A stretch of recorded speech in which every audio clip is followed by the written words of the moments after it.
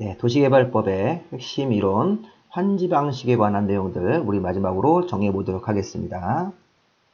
자, 환지 방식은 기본적으로 토지를 교환하는 방식이죠. 미개발지 토지를 가지고 있는 토지 소유자한테 새로 개발된 환지 형태를 교부하고 교환하는 형태인데, 자, 일단 환지 방식으로 사업을 하려면 환지 계획이라는 걸 먼저 만들어서 관청한테 인가를 받는 게 가장 출발입니다.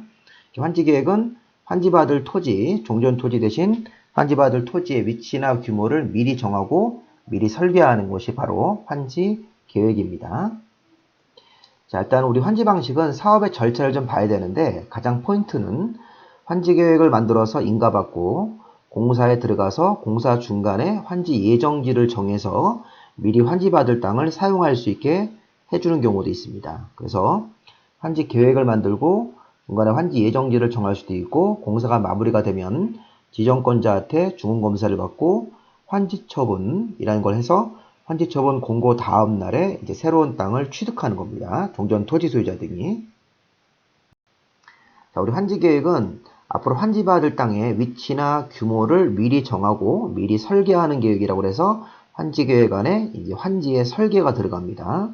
자, 환지 예정지는 환지받을 땅을 미리 예정지로 정해서 환지 받을 사람한테 미리 사용 수익할 수 있게 권한을 미리 주는 것. 환지 처분은 공사 끝난 다음에 마무리되는 절차라고 생각하시면서 환지 계획, 환지 예정지, 환지 처분으로 요 세 개 중에 하나가 시험 문제가 나올 겁니다.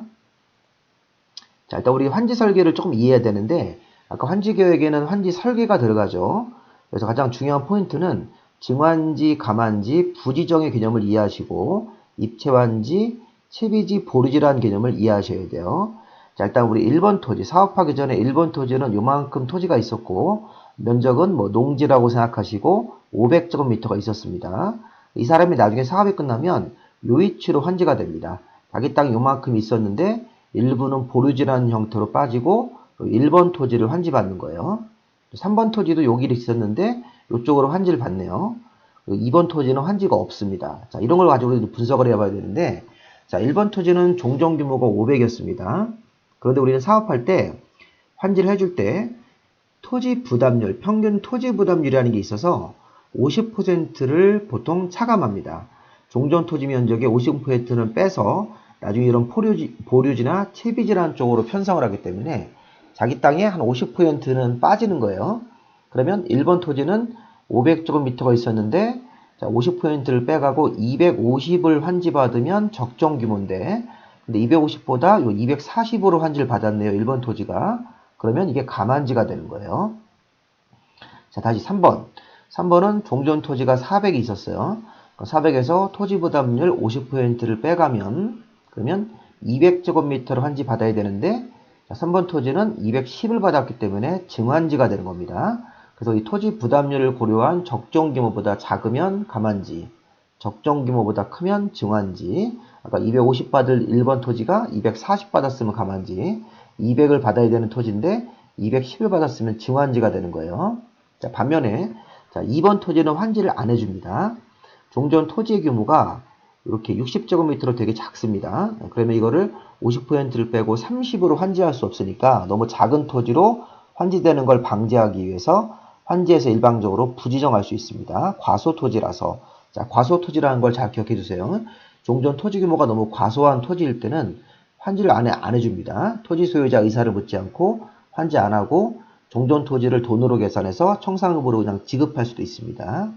자, 입체환지가 뭔가요? 입체환지는 10번 토지를 좀 보세요. 10번 토지에는 건물도 있고 토지도 있습니다. 자, 건물 소유자, 토지 소유자가 서로 달라도 괜찮고 같은 경우도 관계가 없습니다. 자, 입체환지는 따로 신청을 넣어야 되는데 종전의 토지나 건물 소유자 중에 한 명만 신청하시면 돼요. 그래서 토지 소유자가 10번 토지의 갑, 건물 소유자가 을이면 각각 입체환지를 신청할 수 있습니다. 자, 물론 동일인이 건물과 토지를 동시에 가지고 있는 경우도 신청할 수 있습니다. 자, 입체환지는 토지나 건물 중에 하나만 있으면 신청할 수 있어요. 그래서 토지나 건물 소유자가 신청을 내면 나중에 입체환지용 아파트를 져서 건물의 일부와 토지 공유 지분으로 건물과 토지를 이렇게 입체적으로 묶어서 주는 형태가 입체환지가 되는 거예요. 자, 우리가 보통 땅이 있는 사람한테 땅으로 환지해주면 평면환지인데, 이런 입체환지라는 것도 토지 소유자나 건물 소유자의 신청을 받아서 입체한지용 아파트나 입체한지용 상가 같은 걸 줘서 건물의 일부와 토지 공유 지분으로 부여할 수도 있다. 자, 그리고 마지막으로 자, 채비지 보류지. 자, 채비지는 여기 1번 토지에서 이 일부가 이렇게 보류지로 빠지고 6번 토지도 이 토지가 대부분 채비지로 빠져서 자, 채비지 보류지는 개인들한테 환지하지 않고 사업시행자가 따로 빼는 거죠. 빼서 채비지는 시행자가 나중에 귀속을 받고 시행자가 일반 매각을 해서 공사 비용 쓰기 위한 돈을 버는 거예요. 그리고 채비지는 사업 시행자가 이거를 가져와서 언제 환지처분 공고 다음 날에 가져갑니다. 가져가서 이걸 일반 매각으로 팔아가지고 돈을 벌어서 공사 비용에 충당하는 겁니다. 공사 비용을 위해서 쓰는 토지고 보류지는 환지계획에서 정한 자 주로 이제 행정청한테 귀속이 되면서 공공설 아니면 기반설 용지 같은 걸 만드는 거죠. 이 보류지에는 공공설 기반설이 들어가서 공원, 학교 이런 게 건설되는 겁니다. 자, 채비지 보류지는 쓰임새가 다르다. 이렇게 인식하셔야 되겠습니다. 이런 것들이 환지의 가장 기본 용어입니다. 이걸 모르시면 환지 방식 문제를 못 풀어요. 자, 설명을 듣고 잘 이해가 안 되시면 반복해서 이 부분 들어보시기 바랍니다. 자, 그럼 우리가 이제 바로 첫 번째 환지 방식에서 환지 계획에 대한 내용들을 좀 보실 건데, 자, 시험 문제에서 환지 계획에 들어갈 내용들을 주로 물어보고, 또 환지 계획을 만들면 인가를 받아야 돼요, 관청한테. 자, 인가권자가 이게 시군구청장입니다. 특별자치도지사나 시군구청장인데, 시군구청장의 인가란 말이 뭐냐면 도시개발구역 지정권자 인가가 아니라는 겁니다. 자, 우리 예전에 도시개발구역 지정권자는 시도지사나 대도시 또는 국토부 장관입니다. 그래서 여기서는 지정권자가 아니라 환지계획을 만들어서 인가는 시군구청장 앞에 받습니다. 그리고 환지계획의 내용, 환지설계라는 걸 통해서 환지의 위치나 규모를 정한다. 참고로 평가식은요, 환지설계할 때 평가식은 사업시행 전후의 가격을 맞추는 방식이고, 면적식은 사업시행 전의 위치 같은 것들을 그대로 유지하는 방식이라고 이해하시면 되는데, 이건 별로 중요한 건 아니니까. 자, 그냥 환지계획에는 환지설계라는 걸 통해서 환지의 위치 같은 것들을 기본적으로 정합니다. 자, 요거 2번, 3번 중요합니다. 자, 필지별 환지명세. 종전 필지가 나중에 환지 어디로 간다. 또 필지별, 권리별, 청산, 대상 토지 명세라고 해서 이 청산이라는 게 종전 토지하고 나종 토지의 가격 차이가 났을 때 금전적으로 정산하는 건데 3번을 청산금이라고 바꾸시면 안 돼요. 필지별, 권리별, 청산금이라고 하지 마시고 청산 대상 토지 명세다. 이 토지가 청산금을 사업시행자가 줄 거냐 아니면 토지 소유자 돈을 받을 거냐 뭐 이런 식으로 청산 대상이라고 이렇게 해서 분류할 수 있는 거지 청산금은 알 수 없습니다. 청산금은 공사가 다 끝난 다음에 환지처분 공고 다음 날에 청산금을 알 수 있기 때문에 환지 계획으로 공사하기 전에 미리 환지 계획할 때는 청산 대상 토지가 어디냐라는 것만 분류할 수 있습니다. 자, 요 2번도 필지별 환지 명세를 필지별 환지 예정지 명세 그러시면 안 돼요. 환지 예정지는 공사 중간에 필요할 때만 들어가는 거기 때문에 종전 필지가 나중에 환지 어디로 간다. 필지별 환지 명세가 맞지 필지별 환지 예정지라고 하시면 안 됩니다. 2번하고 3번을 시험 문제에서 많이 바꿉니다. 필지별 환지 예정지 명세 그러면 안 되고 3번도 청산금 명세 그러시면 안 됩니다. 자, 추가로 채비지, 보루지 같은 것들을 사업시행자가 뺄 수 있죠. 그런 것들이 어디에 빠지는지 또 입체한지 같은 것들의 신청이 들어오면 아까 입체한지는 종전 토지 소유자나 건물 소유자가 신청을 하면 입체한지형 건축물을 어디다 지을 건지 또 공급 방법 같은 것들을 환지계획에다 포함시킬 수 있습니다.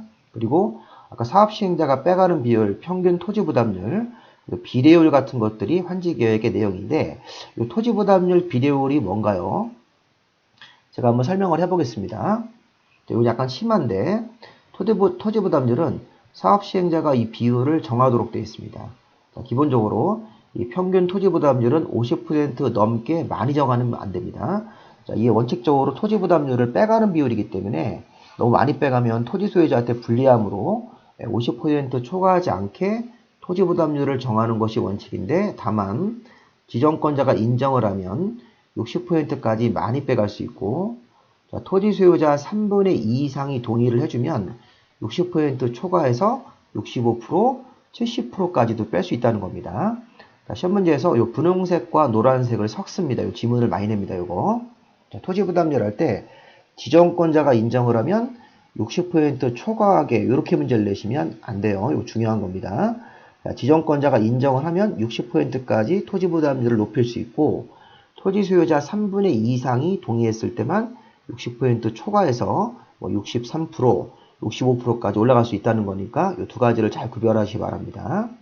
자, 토지 부담률을 간단하게 계산해 보면 이 토지 부담률의 분모가 전체 환지 구역의 면적이에요. 전체 환지 방식으로 사업하는 구역의 면적에서 시행자에게 무상으로 귀속되는 토지 이런 것들이 있대요. 그거 있으면 빼주라는 겁니다. 그리고 보류지로 빼가는 전체 면적에서 시행자한테 무상으로 귀속되는 토지 같은 게 있으면 이런 거를 빼가가지고 분모와 분자를 만든 다음에 곱하기 100% 하는 건데 실제 한번 그 숫자를 한번 넣어보면요. 자, 환지 구역 면적이 110만이다. 이렇게 110만 제곱미터. 근데 시행자한테 무상으로 귀속되는 토지, 시행자가 원래부터 갖고 있던 토지가 10만 제곱미터가 있었다.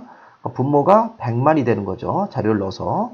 그리고 보류지로 빼지는 전체 환지구역 면적에서 보류지로 빼가는 면적이 60만 제곱미터다. 60만에서도 분자에 시행자한테 무상으로 귀속되는 토지를 분모와 같이 빼줍니다. 그럼 분모가 여기 100만, 분자가 50만이 되기 때문에 100만 분의 50만이면 0.5죠. 0.5니까 50% 정도 토지 부담률이 나와서 토지 부담률이 결국에는 전체 환지 면적에서 보류지로 빼가는 비율로 인식하시면 돼요. 얼마나 많이 빼가는 거냐. 보류지 비율을 그렇게 인식하시면 되겠습니다.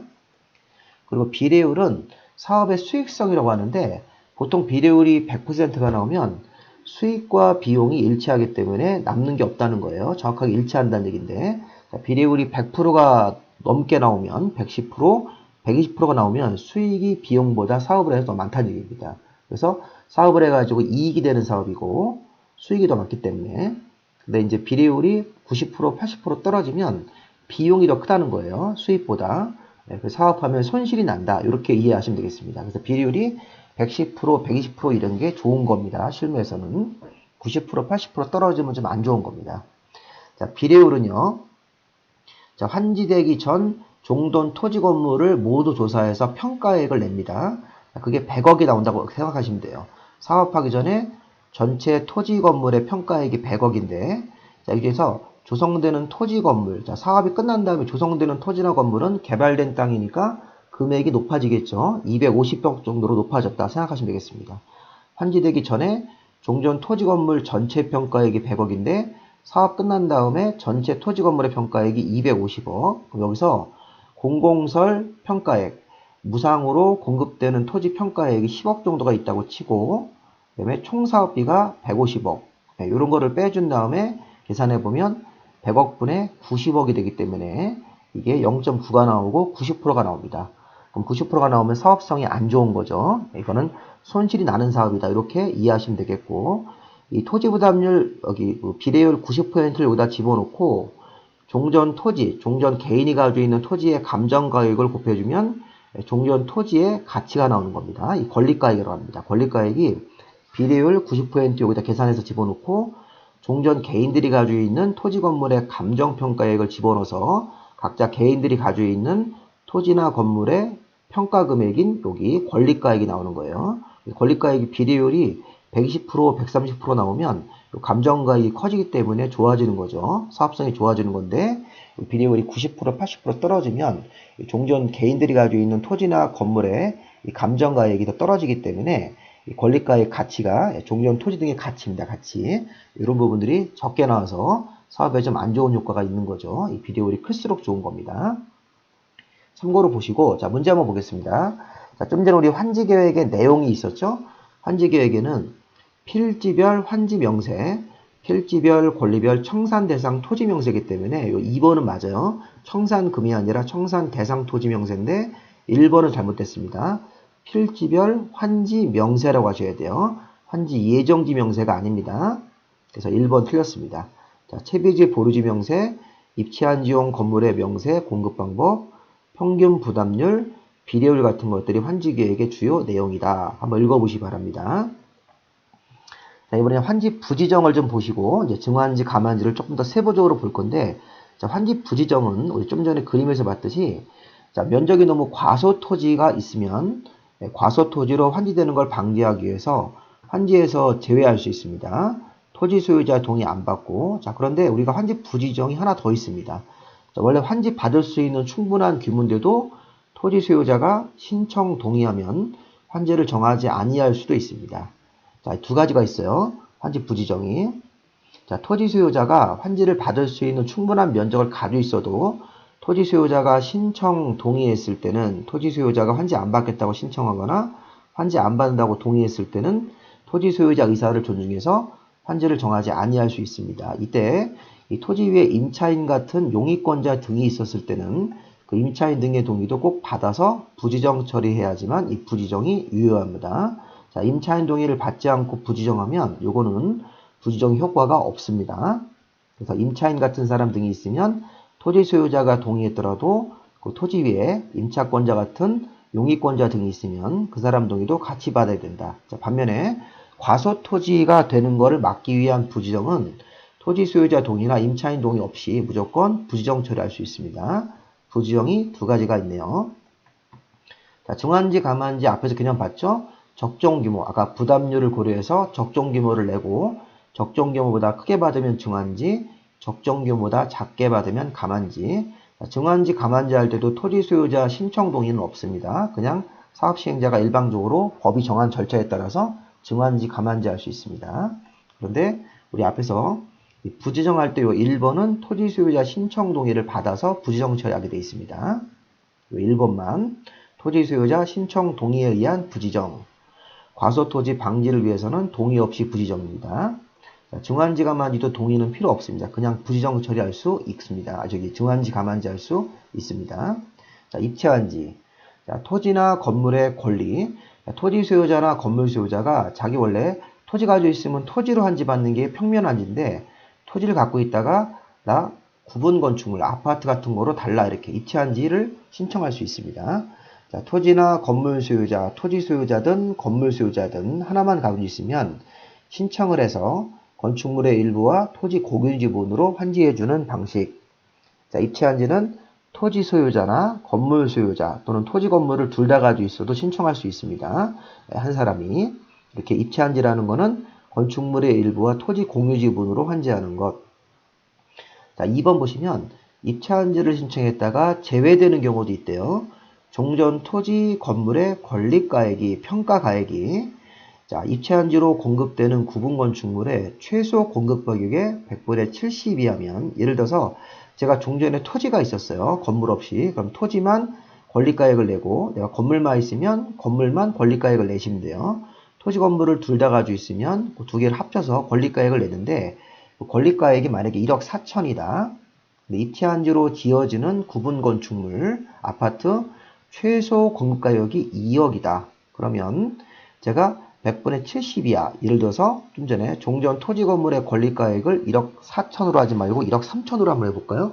자, 1억 3천 종전의 토지 건물의 가액이 입체한지로 공급되는 구분 건축물이 2억이다. 그럼 2억에 100분의 72하면 1억 4천이지 않습니까? 근데 권리가액이 1억 3천밖에 안 되면 너무 금액이 작아서 입체한지 대상에서 제외될 수 있습니다. 다만 100분의 70 이하라도 종전 토지 위에 낡은 거라도 주택이 있었을 때는 권리가액에 관계없이 입체한지를 받을 수 있습니다.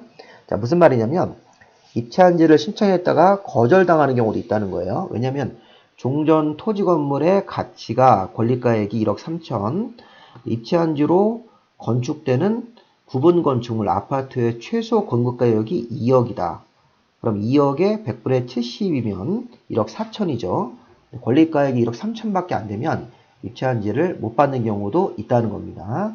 자, 그런데 자, 여기 종전 토지 위에 주택이 있었을 때는 토지하고 주택을 동시에 가지고 있는 사람한테는 그때는 권리가액에 관계없이 입체한지를 해줍니다. 100분의 70 이하라도 100분의 70 같은 것들이 입체한지를 못 받을 수 있는 그런 기준점입니다. 이거 한번 생각해 보시기 바랍니다.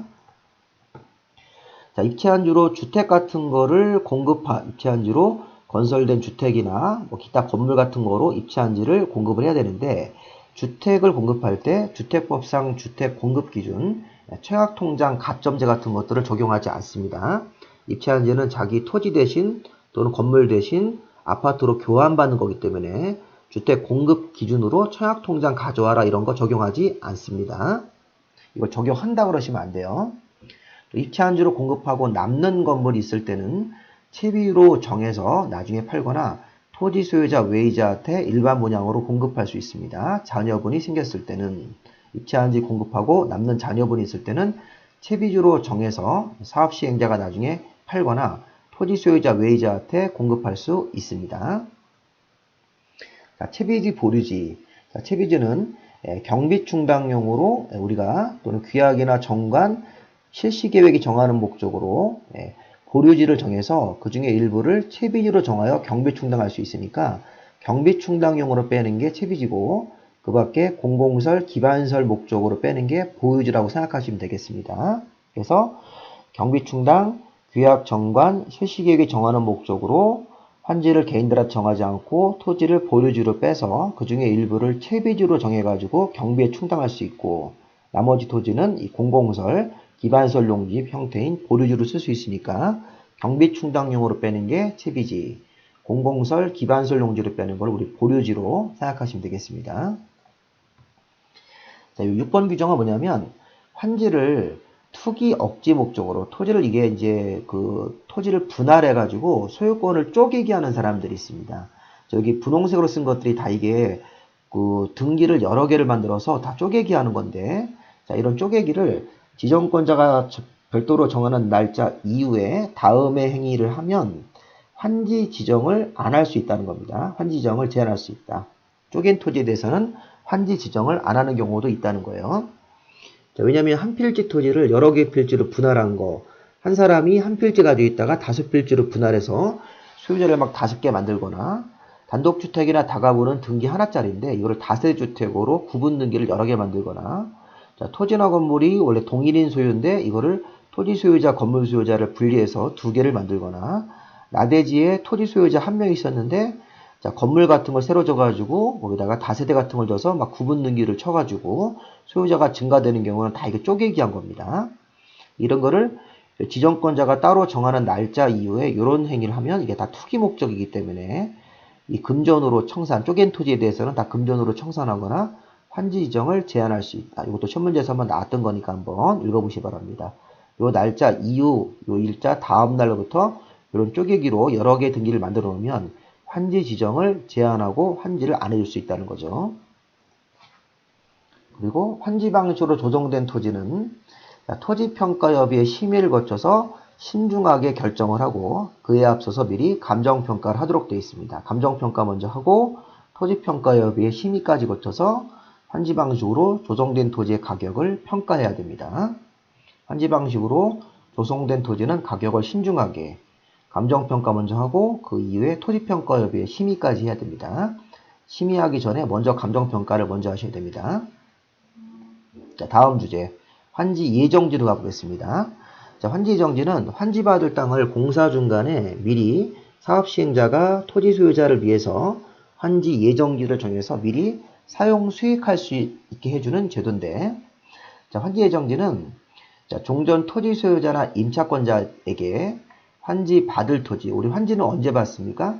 환지처분 공고 다음날에 받는데 공사 중간에 예정지라는 걸 정해서 미리 사용 수익할 수 있게 해주는 임의적 처분이다. 임의적. 자, 처분권은 넘어가지 않습니다. 자, 무슨 말이냐면 환지계획을 만들어서 인가받고 공사에 들어갔어요. 그러면 환지계획에서 나중에 환지 처분이 되면 환지처분 공고 다음날에 환지를 취득하는 거죠.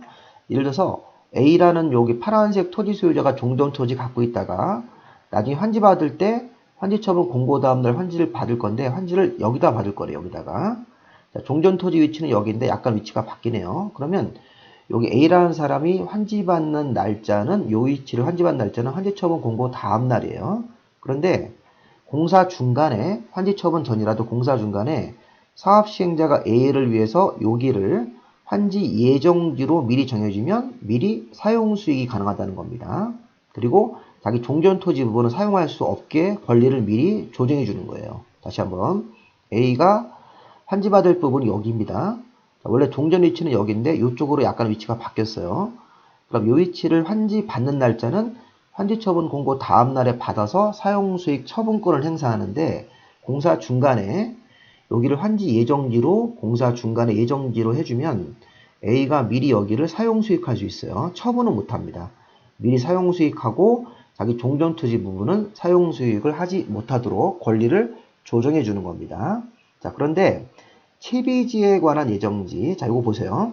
채비지에 관한 예정지는 A라는 개인을 위한 예정지가 아니고 채비지에 관한 예정지는 사업 시행자가 나중에 가져갈 땅이 채비지지 않습니까? 환지처분 공고 다음 날에 채비지를 취득해서 나중에 일반 매각할 건데, 자, 사업 시행자가 공사 중간에 채비지로 지정될 땅을 미리 예정지를 하면 이건 시행자가 자기 자신이 받아갈 땅에 대해서 미리 예정지를 한 거기 때문에 미리 이거를 채비지에 관한 예정지는 사용수익 처분도 가능하다. 분홍색과 노란색을 잘 보세요. 이 분홍색은 A라는 개인을 위해서 환지 예정지를 해주면 미리 사용수익할 수 있는데 이 채비지에 관한 예정지는 사용수익도 할 수 있고 처분도 할 수 있다. 왜냐하면 이 채비지에 관한 예정지는 나중에 사업 시행자가 받을 채비지를 미리 예정지로 정해서 미리 팔아먹을 수 있게 그렇게 권리를 조정해 주는 겁니다. 채비지가 이 두 가지만, 이 채비지에 관한 예정지, 특정 개인을 위한 예정지, 이렇게 두 가지를 보시면 되겠는데, 자, 환지 예정지는요, 일단은 종전 토지 소유자가 아까 A 같은 사람들, 그 사람들이 환지 처분 공고일까지, 환지 예정지 효력 발생일로부터 종전 토지 소유자는 환지 처분 공고일까지 환지 예정지 부분에 대해서 종전과 동일한 내용의 권리 행사를 해가지고 이게 미리 사용 수익할 수 있다는 거예요. 다시 한번 종전 토지 소유자 A 같은 사람 등이 거기 또 임차인이 있으면 임차인도 환지 예정지에 대해서 효과를 받습니다.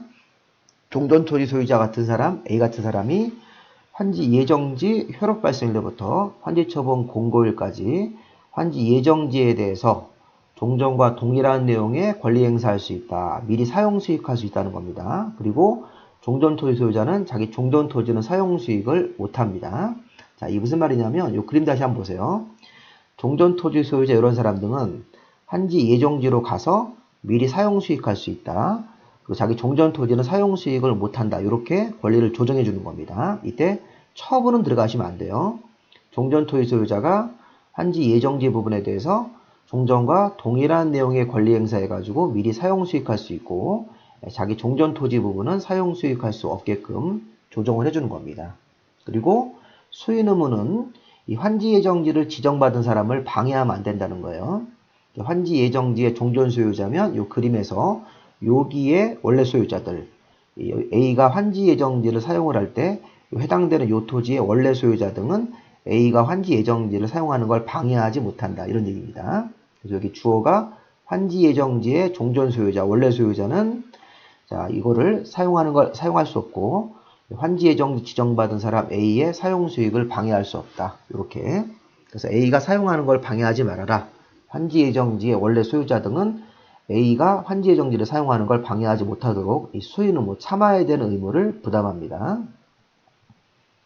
자, 아까 채비지에 관한 예정지면 특정 개인을 위한 예정지가 아니기 때문에 미리 사용수익 처분도 가능한 거죠. 그 다음에 환지 예정지가 정해졌을 때 임차권자 같은 사람이 있으면 이제 계약관계가 안 맞게 되는 거죠. 자, 우리 종전 토지에 임차권이 있었어요. 예를 들어서 여기에 토지 소유자가 있었고 그 다음에 갑이라는 사람 임차권자가 있었다. 그러면 갑하고 A하고 이 토지에 대해서 임대차 관계가 설정되어 있었는데 여기가 이쪽으로 넘어가서 사용수익권을 행사하게 되면 위치도 안 맞고 규모도 안 맞으니까 임대차 계약이 기존 계약하고 안 맞으면 이 임대료 증감 청구를 할 수도 있고 또 증감 청구가 이게 어려우면 당사자 간의 권리를 포기하거나 계약을 해지해서 임대차 관계를 종료할 수 있다는 겁니다. 계약 기간이 남아 있어도 환지 예정지로 인해서 자, 임대차 그 권리 행사가 어려워지면 임대료 증감 청구를 해결할 수도 있고 그 다음에 권리를 포기하거나 계약을 해지할 수도 있다. 환지 예정지에서 이런 걸 가지고 한번 나중에 문제를 한번 풀어보시기 바랍니다. 자, 마지막 주제로 환지 처분입니다. 공사 끝난 다음에 환지를 교부하고 소유권 등을 확정하는 규정인데 자, 우리 환지 처분은요.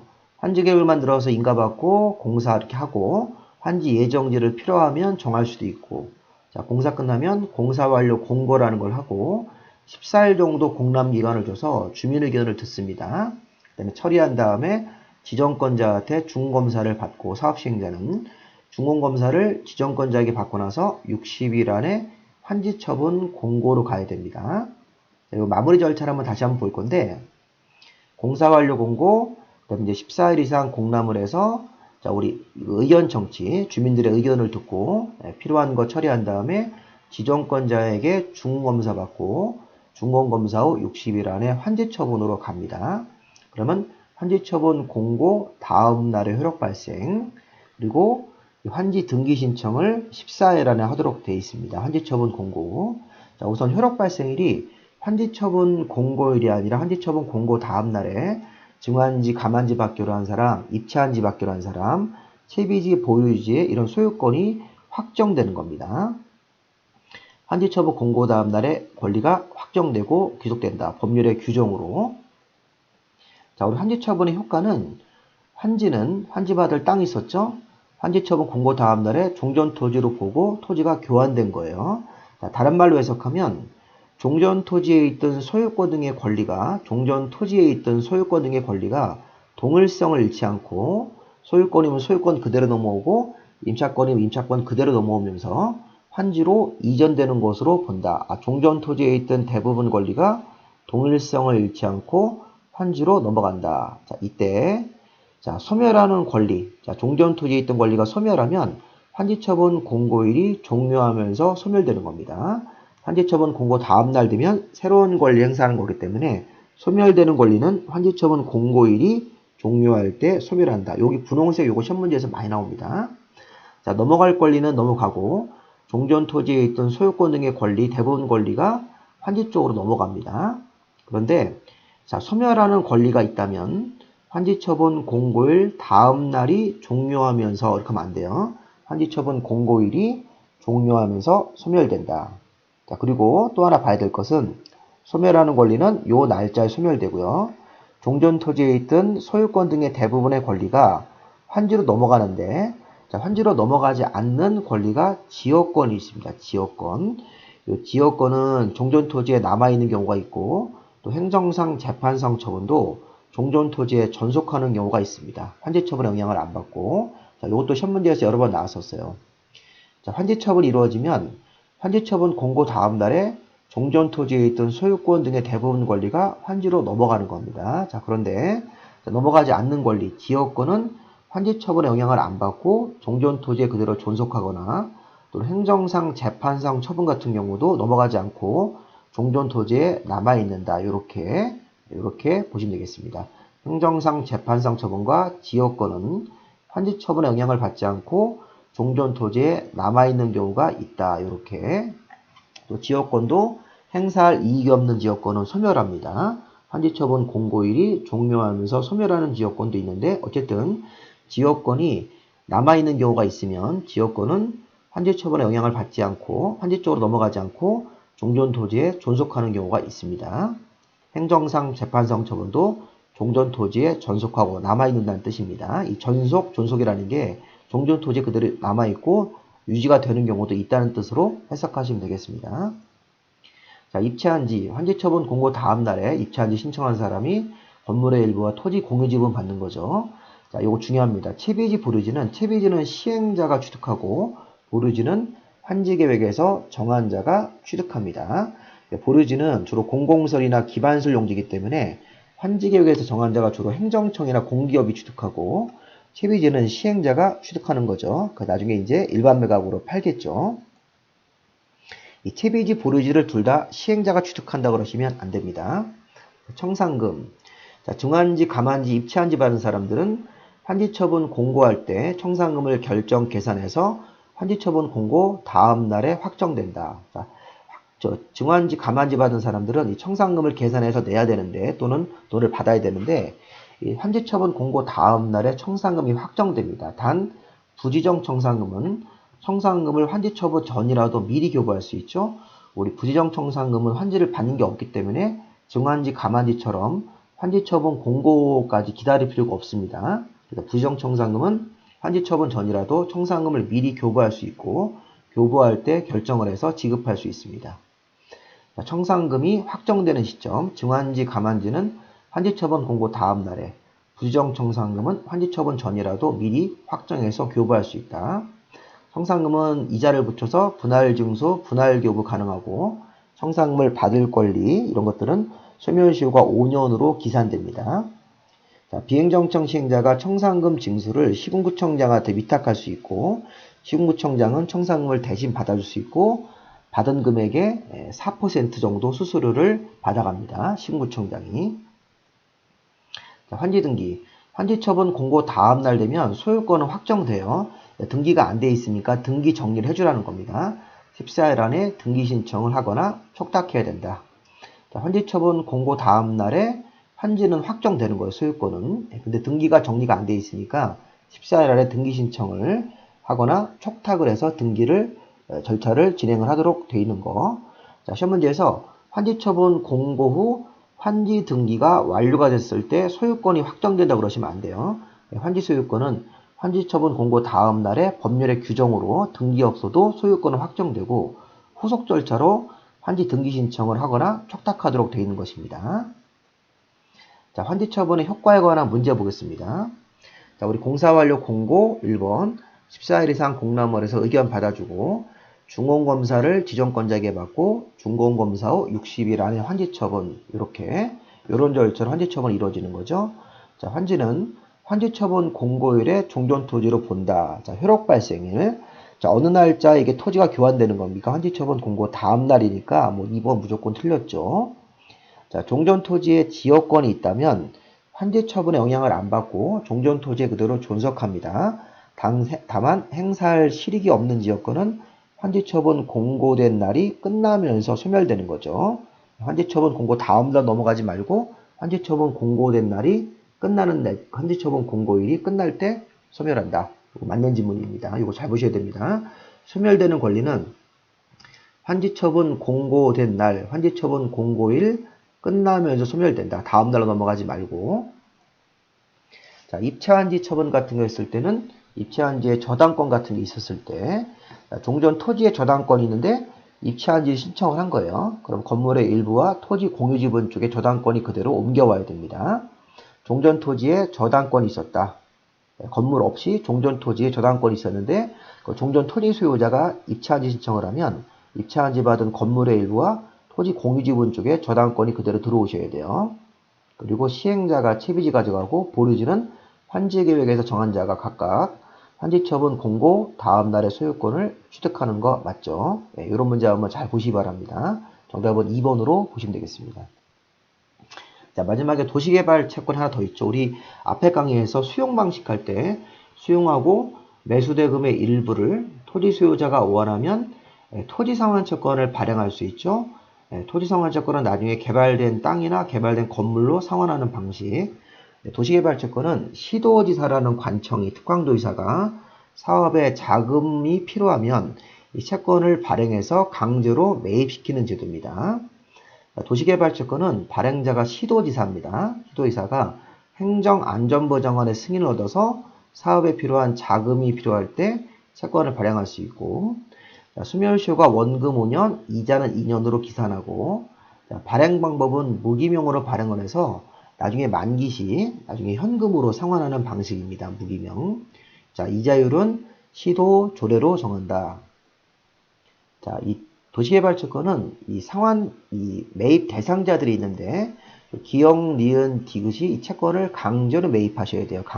이 강제 매입 방식입니다. 자, 도시개발채권은 다음에 해당하는 자가 이 채권을 매입해야 된다. 뭐 초과 매입했을 때, 착오로 잘못 매입했을 때는 중도 상환이 가능합니다. 자, 이 도시개발채권은 시도의사가 누구한테 이 채권을 강제로 이렇게 매입시키는 거냐면, 자, 우리 공공시행자 우리 앞에서 있었죠. 공공시행자가 사는 게 아니라 공공시행자와 도급계약을 하는 건설업자들이 사야 되고, 또 도시개발 사업의 시행자 중에서 민간시행자는 이 채권을 사셔야 됩니다. 그리고 국토기획법에 가서 자, 개발행위 허가가 우리 5개 있던 거 기억나시죠? 건물 짓고 물건 쌓고 토토토. 그 중에서 토지 형질 변경만 사야 됩니다. 토지 형질 변경 허가를 받고 돈 좀 버니까 채권을 좀 사라. 공공시행자와 도급계약을 체결해서 돈 좀 버니까 채권을 사라. 도시개발 사업 시행 중에서 민간 시행자는 이 도시개발 채권을 사야 됩니다. 일정량을. 예, 그리고 도시개발 채권은 발행자가 시도지사, 행정안전부장관의 승인, 원금은 소멸시효 5년, 이자는 2년, 무기명으로 발행한다. 여기 하나 빠졌는데 상환기간은 5년에서 10년 사이로 정하는 거죠. 네, 상환기간은 5년에서 10년 사이로 기간을 정해서 상환기간을 정하기 때문에 최대 10년짜리 만기, 최소 10년짜리 이런 식으로 채권을 5년에서 10년 사이로 기간을 정할 수 있습니다. 상환기간 5년에서 10년 이내로. 자, 도시개발 채권도 문제 한번 보겠습니다. 자, 상환기간이 5년에서 10년 이내이기 때문에 이거 틀렸죠. 기출문제입니다. 이거 2년부터 10년까지 범위로 상환기간을 정하는 게 아니라 5년부터 10년까지. 자, 소멸시효 원금 5년, 이자 2년 맞고, 그 다음에 여기 3번처럼 수용방식으로 사업할 때 한국토지주택공사 또는 공공시행자와 도급계약을 체결한 사람들은 이 채권을 매입해야 됩니다. 의무적으로. 무기명으로 발행할 수 있는 거죠.